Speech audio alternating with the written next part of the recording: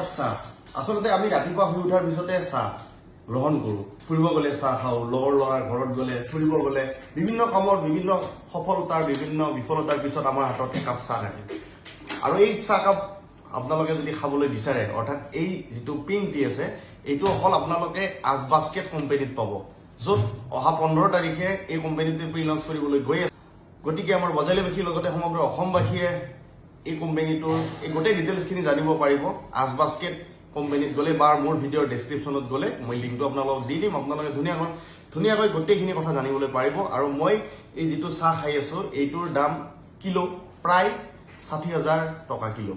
লগত আপোনালোকে যদি সেইদিনা পাৰচেছ কৰে তেতিয়াহ'লে আপোনালোকে